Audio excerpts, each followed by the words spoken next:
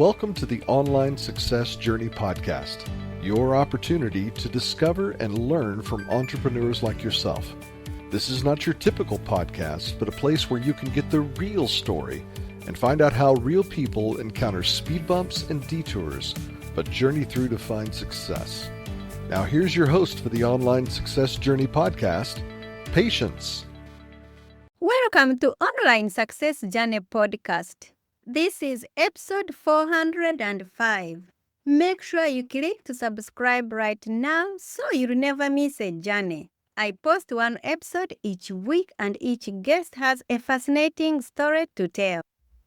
Joining us today is Ferdinand Mehlinger. Ferdinand is a foundational member of the original Backrub team that later evolved into Google. He has made a lasting impact on the world of technology and businesses. Hello, Ferdinand. How are you doing, Patience? I am doing well, thank you. I know my audience are excited to hear about your story. Just start by telling us one thing we are going to learn from you today. Well, hopefully you'll be a little bit more familiarized with AI and how Google works behind the scenes for search. So hopefully I can take away the smoke and mirrors from what people don't understand about those things. Wow, I can't wait to hear more. Let's get started with the basics. Can you tell my audience a little bit about your background, what you did before you started your own businesses?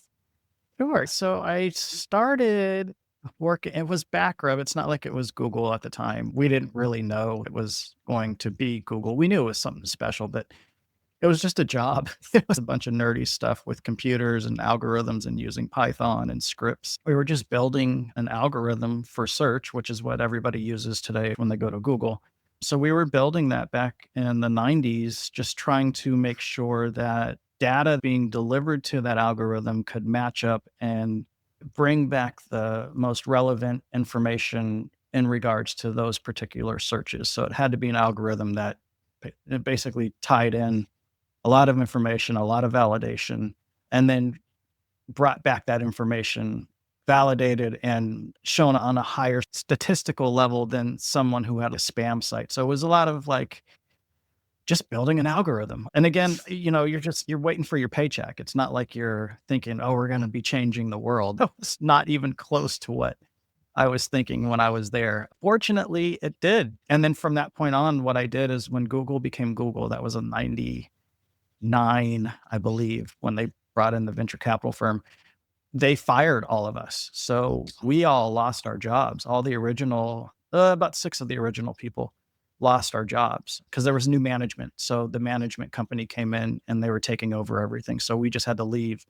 A lot of the people went and started their own business after that. Funny enough, I went and I got into acting a little bit. I did some stuff like on Friends, American Beauty, and Steve Harvey show, like all these different things just to get away from tech because I was kind of bitter and hurt that I'd spent so much time building that and then got, pushed out the door and not even told why. It took me about 10 years after that to start my own business from the knowledge I had from Google. So I took it, emotion. In business, you're not supposed to take things emotionally. So this was my emotional learning for beginning of business. We don't take things personally. Wow. What did your other friends do? You went acting and the others started making their own business. I thought maybe all of you could have formed and do. It's funny. Yeah, that's interesting. So when it all came about, the original people were there, like the friend, we had all become friends with each other. We were sitting down trying to figure out what are we going to do from here. And so I remember we were in this little, a little office where they have a bunch of offices and a sitting space down below. So that's where we were all sitting on these couches in this big office space. One of the ladies there, her name was Leanne, that worked with us. She was like, oh, I'm going to go start this. I remember I had the total opportunity at this point. Say this was a learning experience too, because I didn't jump on this, but she was like, I'm going to go start something with dentists where you could call a phone number and you can get in touch with dentists, which in America, this is it's the biggest dental company out there called 1-800-Dentist. She went and did the 1-800-Dentist. Another one of my friends, Stuart, went into processing all of the payments for the adult industry. So he took over that whole industry. So he became a multi-millionaire, very quickly. And then other people kind of, they started digital agencies or search agencies, and they did that. And then they either went and worked. Entrepreneurship is different for everybody. Some people were workers, they just wanted to find another position. So they went on to work for Microsoft or Yahoo at the time. But the entrepreneurialism, people went and kind of formed their own thing. Wow. Well, at least you came back after 10 years. It was due to my wife, honestly, because when I stopped doing the acting thing, everybody knew about search. I thought everybody knew how to do what we did back in the 90s. Everybody knows how to do this. I'm not going to have any services that I can offer to anybody, but I didn't know that nobody understood SEO. That's when I started an SEO company. My first client when I started my SEO company was a $30,000 a month chiropractic agency that specialized in fibromyalgia. I just had to get them found, which I knew how to do with my eyes closed. From there, I built it, got government contracts. Instead of offering services to people, I started partnering with my clients and taking a revenue percentage of what comes in on the whole.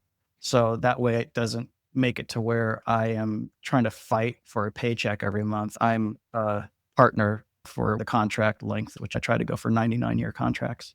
Wow. Thank you so much. Everyone out there who's listening, don't take it emotional in the business. true. Wow. Thank you. Why do you do what you do? I love data.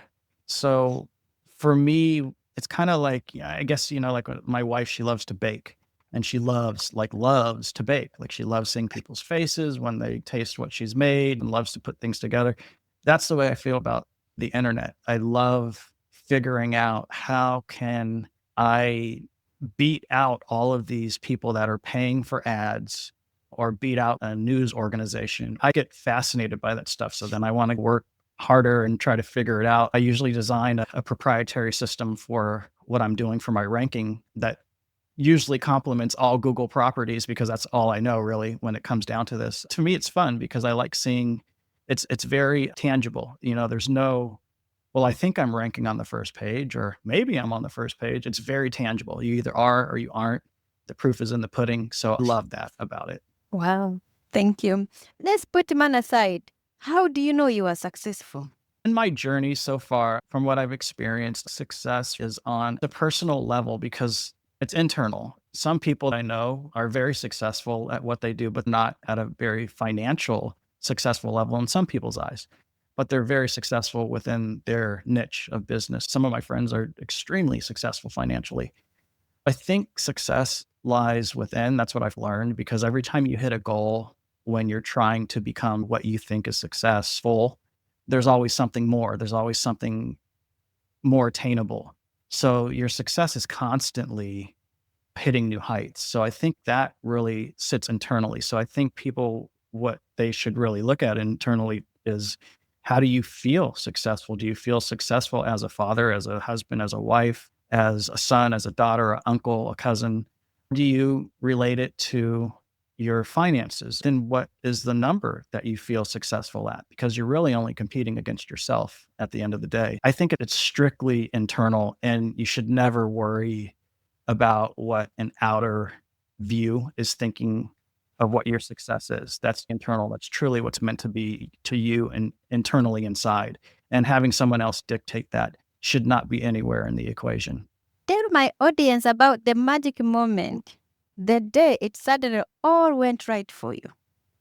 I'm big on manifestation. I think manifestation is one of the biggest parts of success. You've got to see your numbers. You've got to see your success, understand how you're going to attain certain milestones to get to your goals.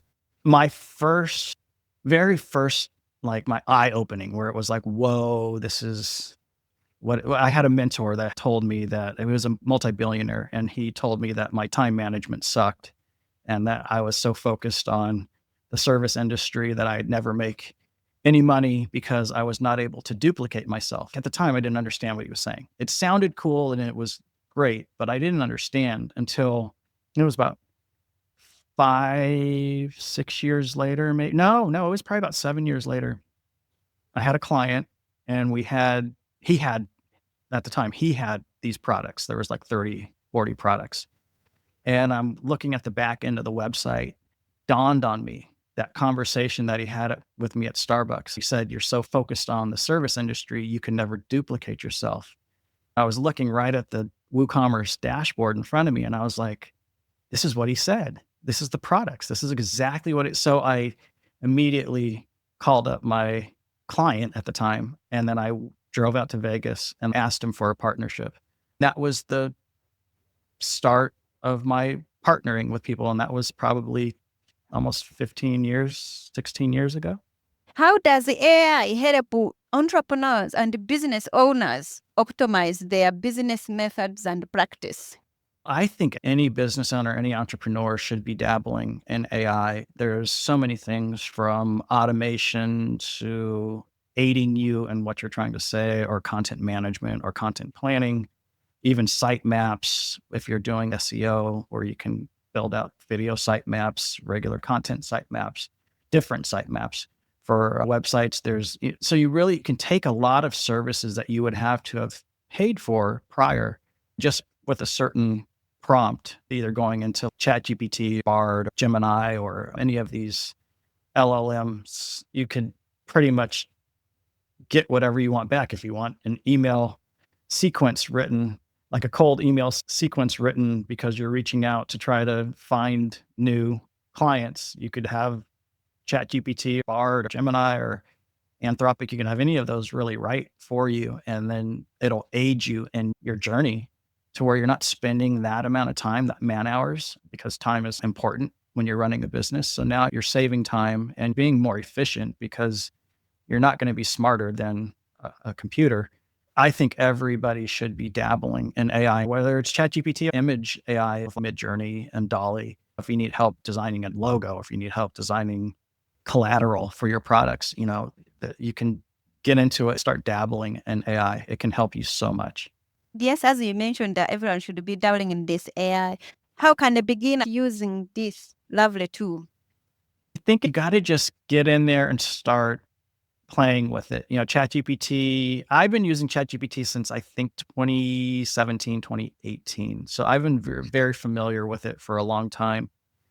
When you go into any of these language models, all built off of prompts, whatever you're telling it to do, the more detailed that specific prompt is, the better the outcome's going to be. Let's say you're a chiropractic business and you need to find people that need adjustments, chiropractic services within your local area. You could go into ChatGPT or any LLM and say, I am a chiropractic in this specific area. I am looking for specific types of patients that need specific types of services.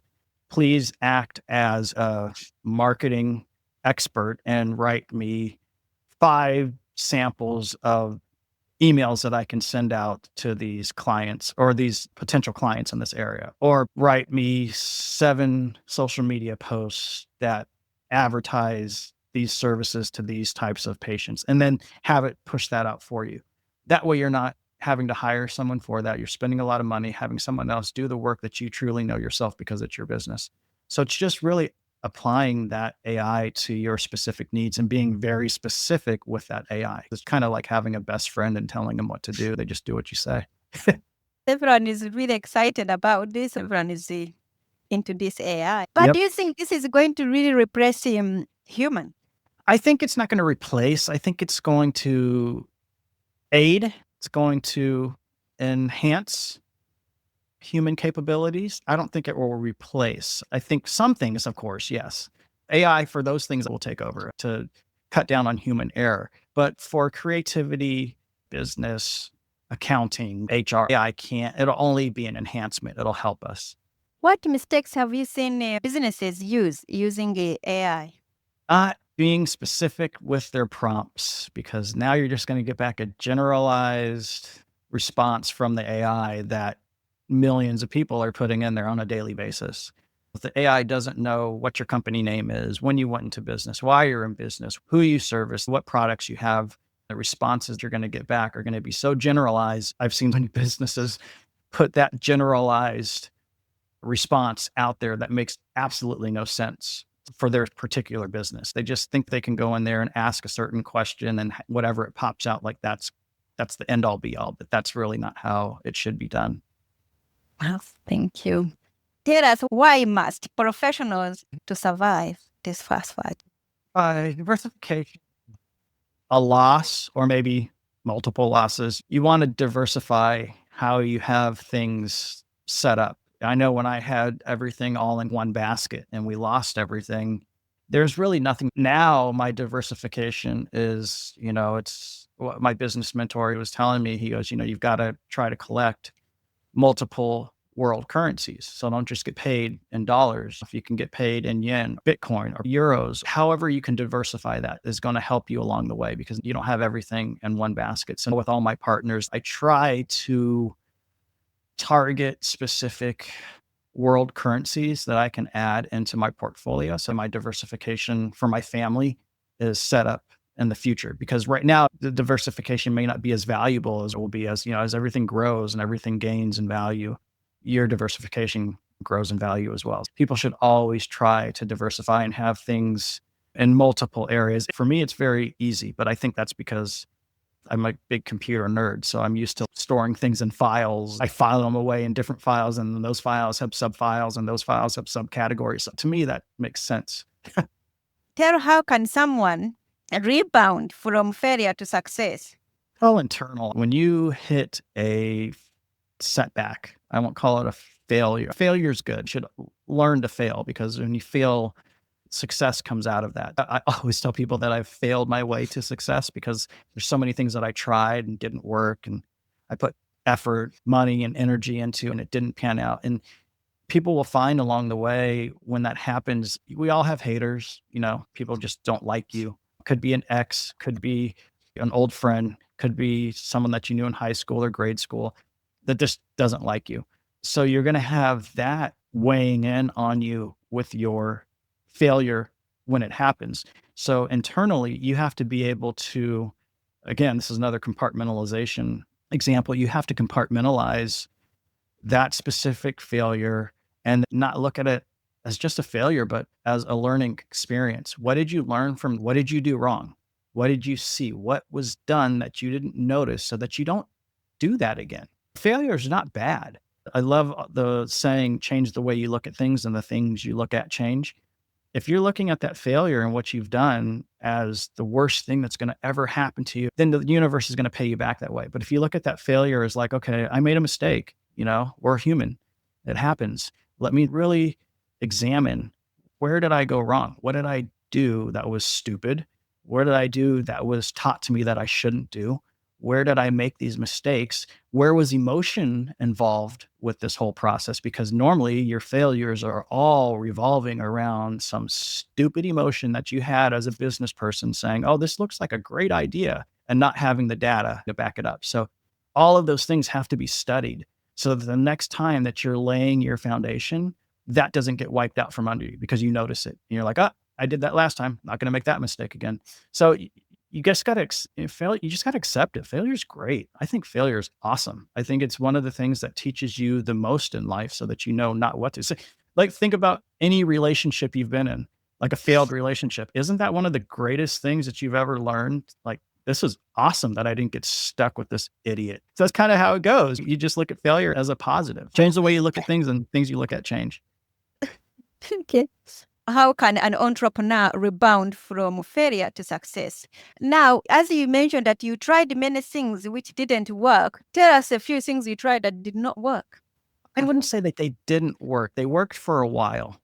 Everything works for a while, and you think it's going to be great. But I was in the cannabis industry for quite a long time, for multiple avenues within the cannabis industry. And I thought that was going to be my big road to success. It was only taken from me. I was stubborn. One thing in business that I stand by now is if you're trying to force something to happen and it's not happening, that should be a sign. Something should tell you something is not matching up here. Normally business rolls very easy. It's when it's meant to be, it's meant to be. It works. You connect with the person, things seamlessly come together. But when you're trying to make something come together and on the other end, it's not coming together, that should show you an unequally yoked situation where you've just got to pull away and realize that. So I had to do that with the cannabis industry. I had another business where we hung flat screen TVs way back, probably 15, 20 years ago when they were very heavy. So I didn't realize that if you get injured doing a service job or have a service company, that takes down your whole business because now you'd have to hire somebody. I had ruptured 2 discs in my back with that business. I could either shut down or hire somebody else. But if I hired somebody else, I wasn't making nearly the amount of money needed to survive. These types of things you learn. And again, can't say they were failures. They were just more learning experiences that I realized didn't match what I wanted out of life. Now, some people that may work for them, but for me, it just didn't match up. Hopefully that answers the question. Thank you. Let's talk about your business. Tell us about it and how can we join you? So my business now, I have multiple businesses because I've partnered with quite a few people. I have a couple of biotech companies, and then I've got like some fitness influencer partnerships. And then I've got my AI stock trading platform called Outlier.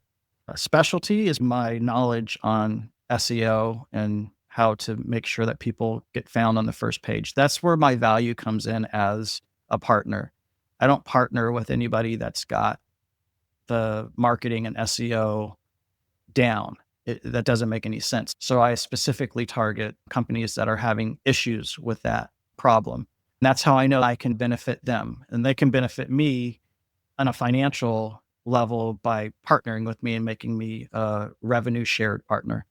You offer something and you're a specialist in that. That's really what I am, a specialist in my niche, highly specialized. I don't focus on ads. I don't do ads. That's not my specialty. I don't do Google business type of posting. I focus strictly on search engine optimization. And I think that's where my success has really hit a lot because I haven't watered down myself saying I'm going to do SEO and content marketing, email marketing, and graphic design. I specifically stick with what I know, and that's where I know I can add value. Wow. Thank you. There will be more from Fernand in the moment. If you are encouraged by Fernand's journey, please go to my website where you will find more amazing free content. Are you struggling to achieve one or more of your major goals? Do things like fear, confusion, and overwhelm get in the way? Then maybe I can help. I work with clients to support them get unstuck and make massive leaps forward to create their dream life. Go to onlinesuccessjourney.com/coaching. That's onlinesuccessjourney.com/coaching. I would love for you to share more with my audience if you're up for it. Sure. Thank you. Do you watch movies or read books? Read books. Tell us what is your favorite book that has some relevance to being an entrepreneur?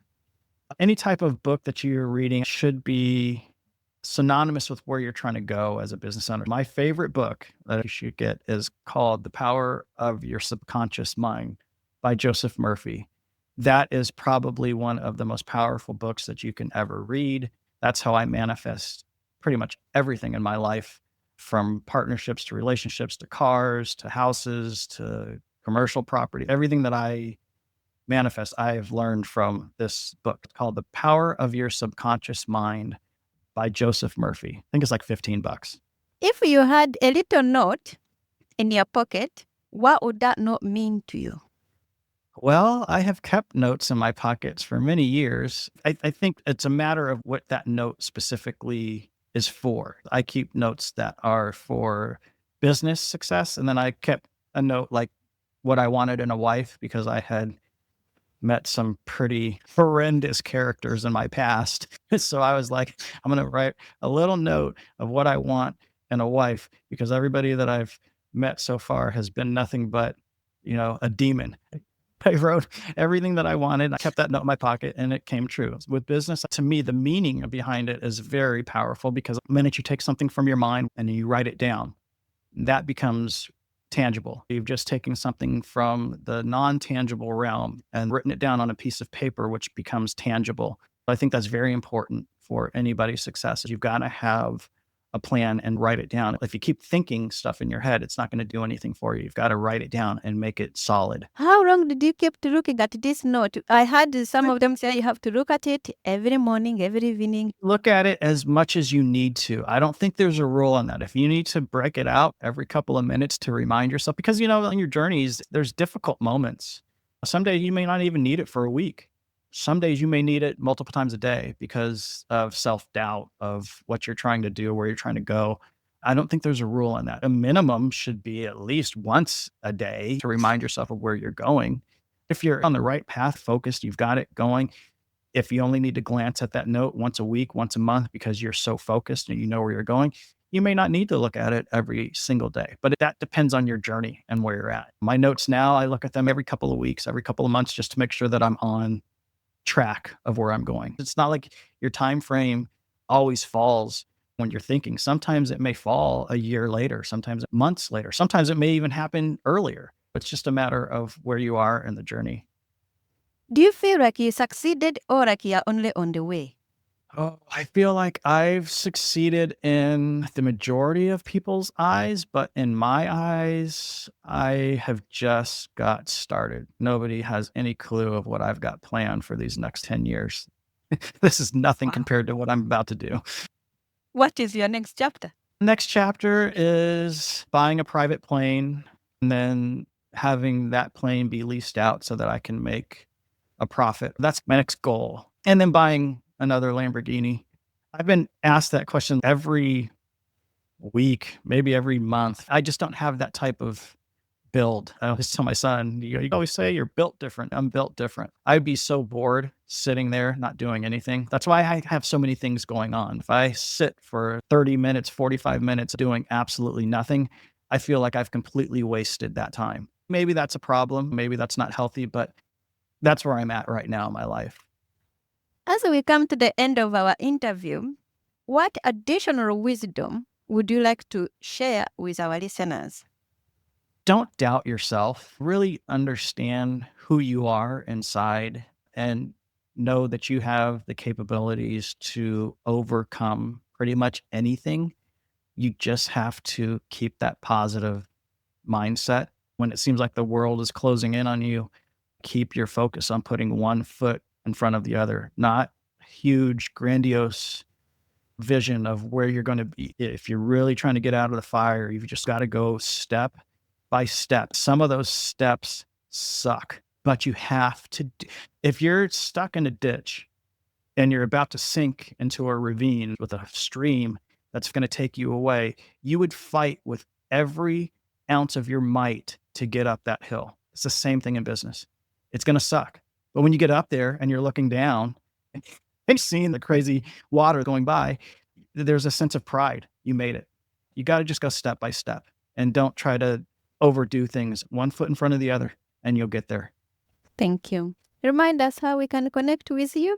Sure. My site, ferdinandmehlinger.com. So it's FerdinandMehlinger.com. That's where you can get in touch with me. My email, if you want my email, it's Ferdinand at Blue Digital, Blue spelled BLUOO, and then .digital. So Ferdinand at blue.digital. Fernand, it's been great to have you here to share your online success journey with us. Thank you so much, Patient. You've been so awesome, and thank you for having me on the show. Thank you for coming. Remember, success is a journey. Don't wait. Let's start the journey. Patience and Fernand. This is not the end of the journey. We hope you've enjoyed listening to Patience and her guest and want you to know that there are hundreds of episodes available at onlinesuccessjourney.com. Patience would like to thank you for listening to the podcast, and she has a free gift for you on her website, including an audio compilation of her guests' best tips, uplifting stories, and even a bit of fun. Additionally, there are special clips of over 250 episodes that have never aired on the podcast and are only available to members of the Online Success Journey. Check the website and click on Join Now to get free and instant access. Of course, you know that listening to the journeys of others helps us each chart our own path. So make sure you're subscribed on the favorite platform you have to be notified as each new interview is posted. There are so many ways to stay connected to the online success journey and listen in. And if you're enjoying the podcast, we appreciate your help in telling others. One of the best ways to share the benefit you get is to rate and review the podcast at Apple Podcasts and other sites. We appreciate your help and your willingness to share the journey. One last thing, if you're feeling a bit lost or overwhelmed on your own journey, Patience can help. Check out our coaching sessions on how to set goals and double your productivity while you're at the website. Working with Patience is a great way to get back on the right path. On behalf of Patience, and until next time, thanks once more for listening.